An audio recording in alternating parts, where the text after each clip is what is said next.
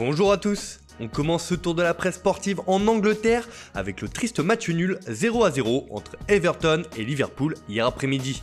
En effet, le derby de la Mercy n'a pas été au rendez-vous de la reprise de la Premier League et du futur champion Liverpool. En effet, les Reds devront patienter avant de célébrer leur premier titre de champion d'Angleterre depuis 30 ans.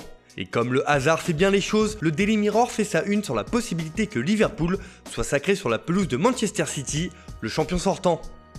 Cela pourrait se produire dès le 2 juillet prochain à l'occasion de la 32e journée de Premier League. Tout un symbole donc et une passation de pouvoir entre les deux clubs.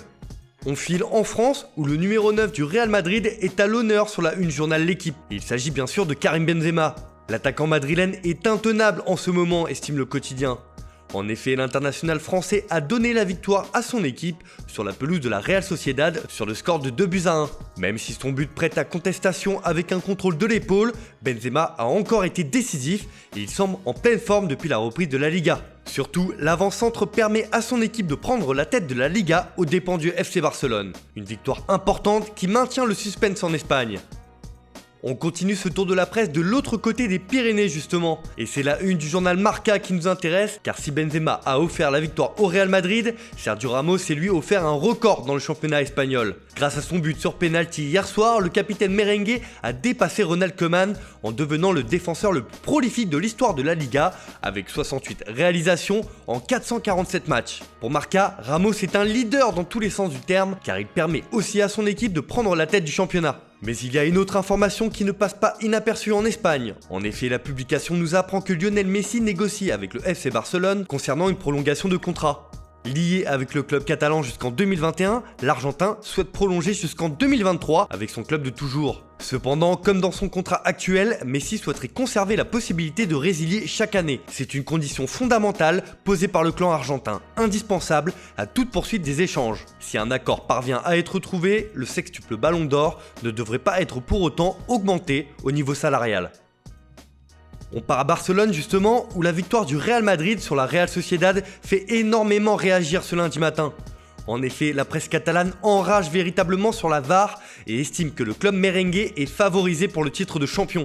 Pour Mundo Deportivo, c'est une victoire fabriquée à Madrid. Le Real prend bien la tête, mais c'est après un triomphe basé sur 3 décisions d'arbitrage discutables, estime le journal Pro Barça. Et c'est notamment le but accordé à Karim Benzema qui fait polémique, car comme évoqué un peu plus tôt, le Français contrôle de l'épaule avant de marquer.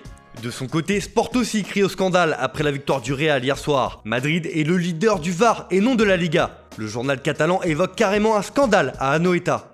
À 8 journées de la fin du championnat, le Barça lui ne sera pas aidé, estime la publication. Donc ce sera à Messi et ses coéquipiers d'appuyer sur l'accélérateur pour remporter la Liga. Rien n'est encore joué, mais la victoire du Real passe mal à Barcelone, alors que cette semaine, Gérard Piqué avait déjà ciblé l'arbitrage favorable selon lui au Real Madrid. On file en Italie où là aussi on jouait hier soir.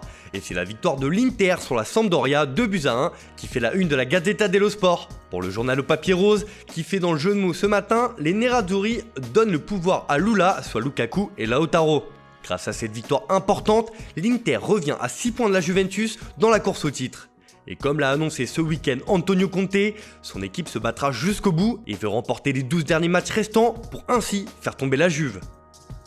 On termine cette revue de presse avec la vieille dame justement et les confessions de Maurizio Sarri sur son management avec les Bianconeri. Et son entretien accordé à Sky Sports fait grand bruit et surtout la une de Tuttosport. Pour le journal transalpin, l'entraîneur de la Juve fait des déclarations renversantes. L'ancien entraîneur de Chelsea confirme qu'il voulait positionner Cristiano Ronaldo dans l'axe lors de la finale de la Coppa perdue face à Naples, mais après discussion avec ses joueurs, ceux-ci ont préféré Paolo Dybala dans le rôle de numéro 9. Ce n'est pas moi qui décide, s'est emporté le technicien italien. Mais le Portugais devrait bien retrouver sa position favorite d'ailier gauche ce soir face à Bologne. CR7 est donc mis dans les meilleures conditions, comme toujours. Alors que la Juve voit ses poursuivants maintenir le rythme derrière en Serie A, elle n'aura pas le droit à l'erreur si elle souhaite conserver son titre. Voilà, c'est tout pour aujourd'hui. Merci de votre fidélité. On se retrouve dès demain pour une nouvelle revue de presse sur Foot Mercato.